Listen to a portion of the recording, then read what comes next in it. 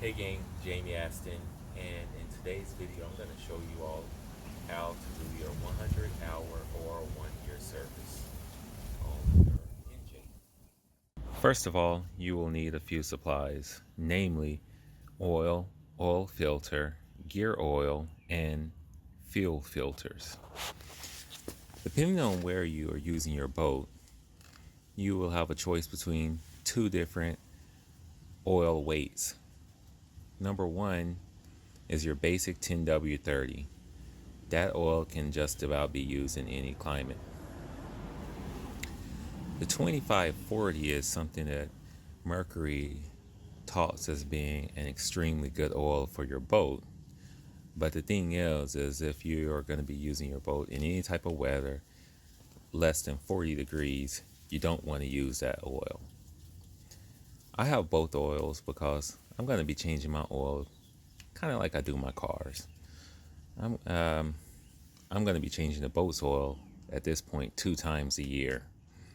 In the summertime, I'm going to be using 2540, and in the wintertime, it's going to be a 10W30. So right now in California, the way I see that schedule is, it's March right now, so 2540 all the way up until maybe October, something like that.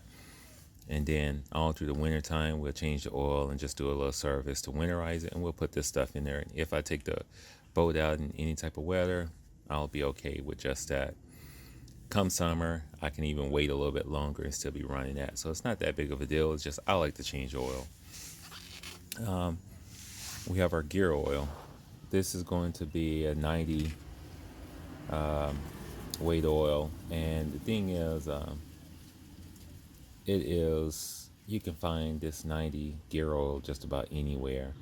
I went ahead and chose Marine 90 gear oil. You have other oils by Mystic oils and things like that. But I just went ahead and stuck with the Mercury Quicksilver. Now, mind you, these are the same brands. It's Quicksilver whenever it's not branded under Mercury. Same stuff, same oil filters. So you all know, because there are many oil filter numbers. This is a 35-8M0065104, and this is a 35-8M0065103.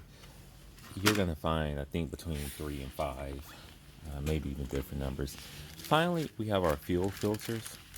This boat has 2 fuel filters. There's an inline fuel filter, which you change at 300 or 3 years. Then there's just basic fuel filter. Now you see I have 5 of them. On Amazon, I was able to get these for $15 for 5, so it comes out to about $3 each. Amazon sells this oil filter for $6. The oils, they're about $30. This is $20, comes with a pump. But again, you can use any oil, and tell you the truth, I already had one of these gear oil pumps from a different service I did on the rear gears on my vehicles. Okay, so that's what you need. Just a final note about these fuel filters. Sometimes people might just sell you the whole assembly, because the whole assembly usually costs about 15 bucks or $20, and then a filter, they might charge you $15 just for one of these little basic filters. So a lot of people say it's just best to go ahead and change out the whole housing. You can, but if the housing isn't damaged, which very likely it isn't, all you have to do is unscrew and pop one of these new puppies in. Now, I know a lot of you like to baby your engine. I baby all of my engines on all of my vehicles and anything I own, especially this boat. And I baby it, which is why I do the service myself. I trust myself. And so some of you don't, and you're going to pay a cost for that, and that's fine. But to me, this service is so basic until there is no need for you to pay someone to do this service. There is just no need.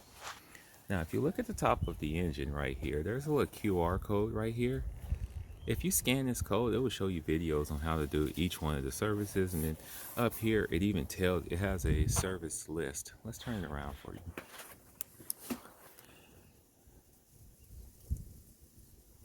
If you look at the top of the engine, there is a maintenance schedule, and there's a QR code. If you scan that QR code with your phone or tablet, it will take you to videos that Mercury has on YouTube that will show you how to do these services.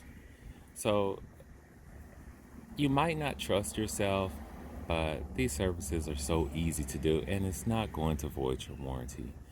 Don't let anyone trick you to thinking that. Just keep a good record, just like you would your cars, um, and you'll be fine. There's two things you can do to track your hours. You can put an hour meter on your boat, or you can buy the Mercury Vessel View, and it will keep a track history, and you can also keep your service records inside the app. To show you off some parts, this is the fuel filter right here. So this whole housing is what I'm saying that some people will try to sell you, which you do not have to buy the whole assembly. You can just unscrew this and take the old filter out, put the new filter in. See, my old filter is pretty brown. It should be like yellow, so that's why we're going to be changing that out. 100-hour service. On the back side, this is going to be your inline fuel filter. This is the one you change around 300 hours or 3 years. We're not doing that one on this service. This is going to be where you fill your oil. It's going to be where you check your oil and things like that. You got your dipsticks and stuff. And this is your oil filter right here. Only thing you're going to be doing right here is putting a rag under here to catch any oil as you take this unit off. That's going to be the biggest thing, so you don't have any oil running down there. With this service, you just want to check your spark plugs. You want to check a few other things, which I'll go over. You're just going to be making sure everything is good. And the final place, not the final place, drain your oil right here. We're going to take this bolt off, and you can use a tube or you can just use a cup. It has a nice little lip right here, which is very cool, so you can just put something under there to catch the oil. Okay, for your lower gear case, you have 3 screws. Number 1, this is your drain screw right here. This is your vent right here. You're not going to use this screw. What you're going to be doing is taking off the drain screw first while you got your pan underneath it. I'm going to actually tip the boat up and get this thing in there. And then you're going to take this one off and let it vent. Then it's going to flow out a lot faster. Once it's all done, you're going to be filling it from this end. This is why it's nice to have this kit.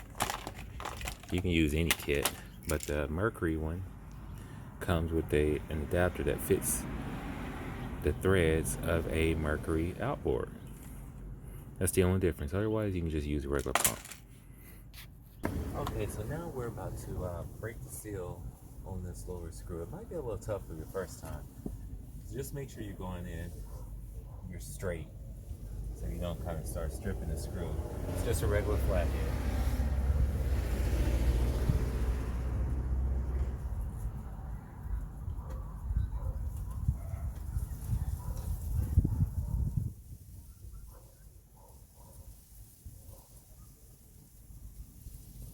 Has a little yellow gasket on it, but as you all can see, my stuff is coming out white. Has a little moisture in it. I'll show you. Look at that, it's a little milky. So it was due for a change. The milkiness is a little moisture in there, a little water. So it was due for a change.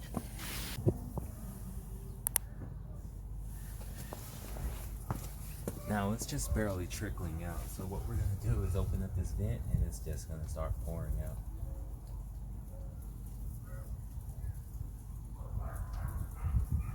Now that, now it's just coming out fast. That seal stayed in, but it's another yellow seal. I'm just going to leave it right where it is so I don't lose it. Okay, so what we're going to do is lay down some paper. The oil is going to be a little more messy, or potentially a little more messier than this guy is. This is easy.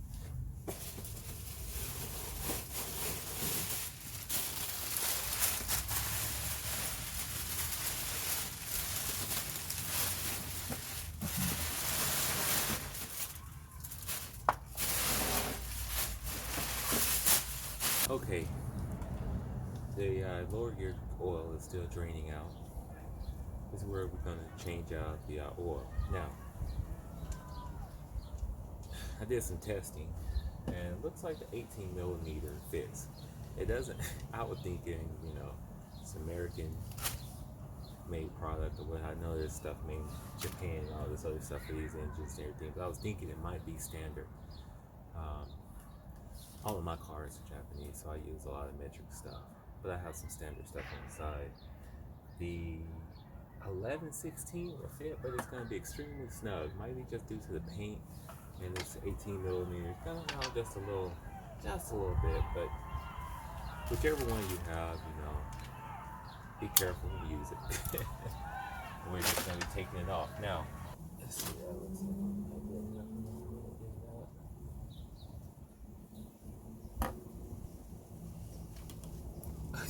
You all can see what happened. Now, that's not going to be a good idea. It was flowing out faster than I thought it would. So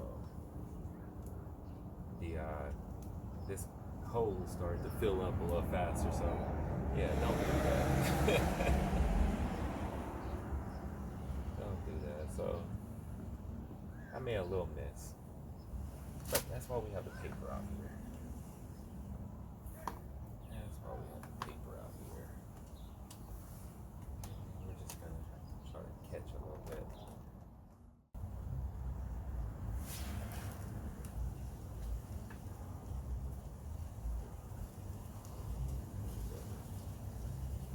Remember, if you can't get it in, if it feels like it's tough, stop, start over. You're probably about to cross their edge, so you don't want to do that.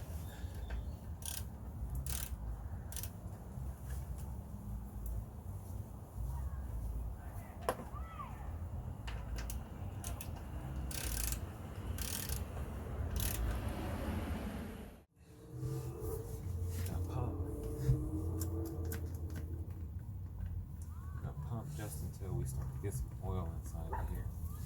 No air, so that's all we're doing. So I'm gonna go ahead and take this cap off right here on the end of it. Now I'm gonna screw this thing into the lower unit.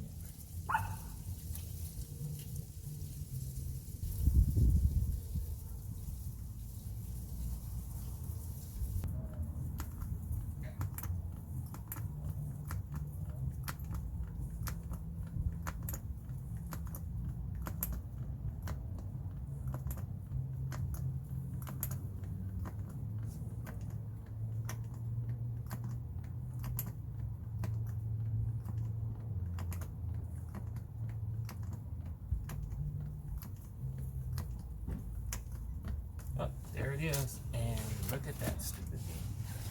I did not watch for my hose and my man, people. That was my fault.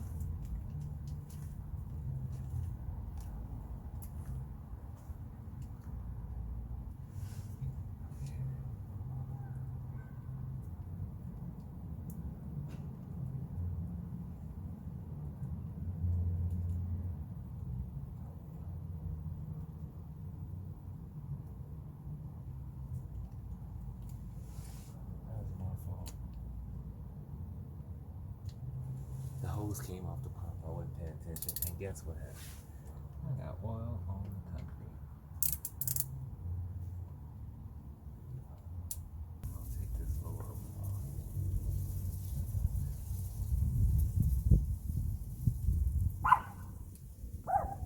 And I'll pop this one.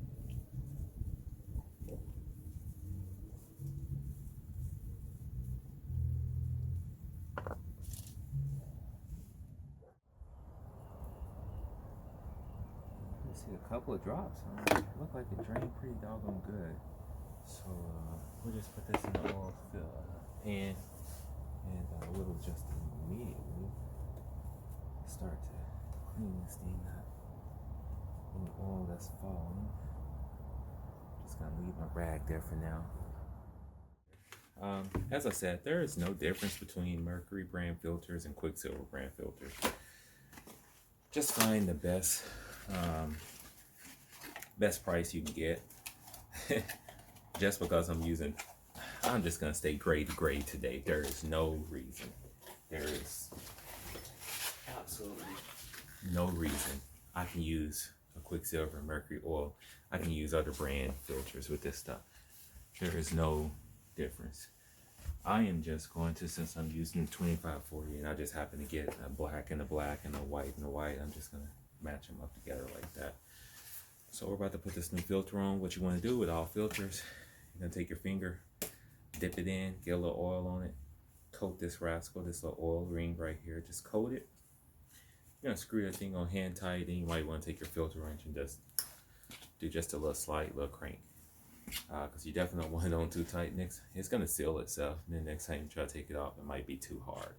So hand tight, and then just a little crank, and you'll be good to go. So we're gonna go ahead and put this puppy on, and then we're gonna fill it up, and we're just gonna measure with the dipstick. It's too dark to show you all. I think it's like yeah, it's less than 4 quarts or what have you. So I can't remember how much it is actually, how much I put in here, but I'm just gonna go by the spec and then use the dipstick. So it has a little gauge over here. I'll look it up in just a second. Yeah, this is just a little 3-quart little container. So let's see what we get, fill it up, and call you back. We have our lowercase sealed up and filled. We have our new oil filter in place. We have the drain plug sealed. All we have to do now is replace the oil in the unit. But before we do that, I'm going to show you how to do that. That's the easy part. You're going to pour the oil right here. But change this filter. It has a little rubber gasket. You don't have to unscrew anything. You just pull it off. And you have it like that. Now, you can go ahead and take these 2 hoses off and replace the whole thing with the filter intact. Or you can just go ahead and unscrew this puppy right here and replace your filter. So we have a little gas inside of this canister. Just go ahead and pour it in the oil. Shouldn't be too big of a deal. The canister looks good. Doesn't like damage or anything like that. O-ring looks good. Just gotta pop this puppy out. Oh, that's a little oil fell down. I mean, a little gas. It'll evaporate. Let's see. Let's see my light.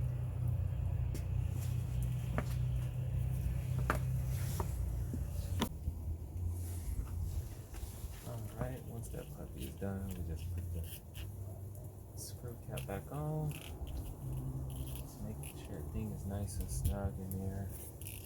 And just take it just a little bit. There. Right there. Just gonna put it back on this little hook. And there is our new filter. Alright, I just want you all to see. The one on the left is the one that we removed last night. And it was kind of dark yesterday. I told you all it was really brown. It was so brown until the internal case was brown. But you see the new one comes as yellow. Like a lot of filters do, they're about a yellow color. Sometimes beige. But as you can see, inside of here, we just ran the engine and it's still orange. You can see more of an orange color. Maybe you all can't because the light is facing the camera. But it's more of an orange color. So you can tell when these filters are starting to go bad. They're going to start to turn orange. Whereas a new filter is on yellow. Alright, gang. Hey, gang. So we just got home from work and we have a lot of sunshine. So last night what we did was I finished out all of this. I even put the new oil in there. We're reading perfectly with our dipstick. So one of the things that you need to inspect are these anodes. You need to inspect that one. You want to inspect the one underneath here, just to make sure it's still solid. And then you have one back here. So you do that. If they're good, then you don't have to replace them. But if they're bad, then obviously you need to replace them.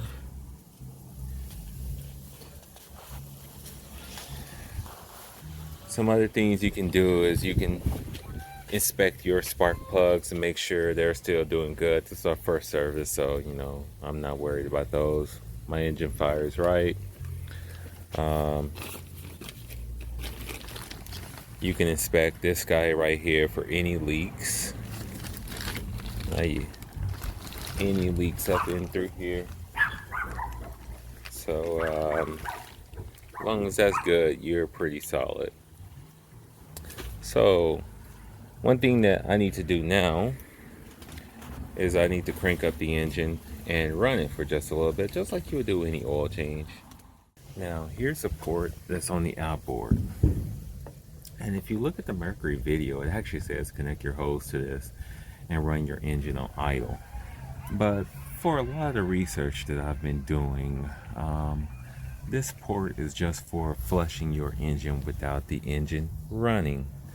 It's just a good, easy alternative to just flushing it. Like if you get home at night and you just want to flush the brackish water out of your system.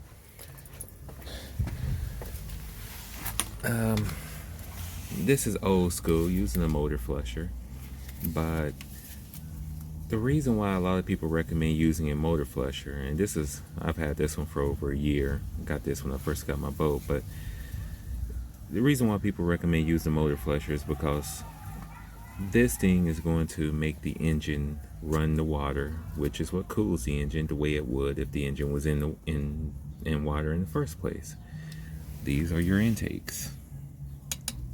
Just like a car has air intakes, boat has these water intakes down here, and that's going to be used to cool the system. It runs all the way through, and when you run it long enough, it will open up the thermostat and let the water flush through the whole system, and you'll have water coming out of the towel hole.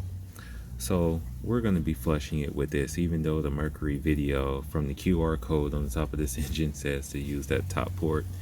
For the time being, I'm just going to continue to do it the way the old school does it. So we're going to hook it up, and then we're going to run the engine.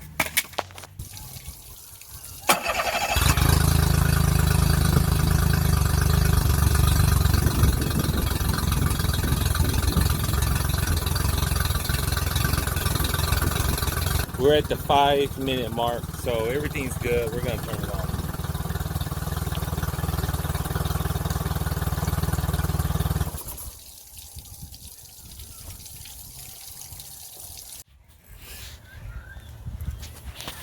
Alright, gang. The only other service I have left to do is more personal and just basic servicing, and that's going to be greasing. We're going to be greasing up these hubs, making sure they're good. We're going to be greasing up these leaf springs. I'm tired of squeaking up and down the road. And then we're going to be servicing our jack. We need to service all 3 of these units. I'm actually thinking about replacing this guy with one with some double wheels and just overall more sturdy. I need to start lifting my boat up a little bit higher. I built that little block for it just to keep it off the jack, but just because I'm on a sloped driveway, water still collects in there sometimes, or all the time after it rains. So we'll probably lift it up a lot higher so we can at least get it level to where maybe the bilge pump could just do its job. We're going to go ahead and put everything back together, but we are done. Thank you all for watching this video. I hope you learned from it, especially some things where I messed up. I'm still going to show them because that stuff happens. I don't know if anyone ever changes their own oil out there, but gust of wind can happen, or you're just not prepared. You're rushing to do it for a video, and then you waste grease on it. But you learn from it what to do, and especially what not to do and what to avoid. Thank you all for watching. Have any questions, comments, please leave down below. Contact me at jamieaston.com. on Instagram, Jamie Aston. Yeah, Bass Resource, Jamie Aston. All right, take care. Breezy, it's okay. It's okay.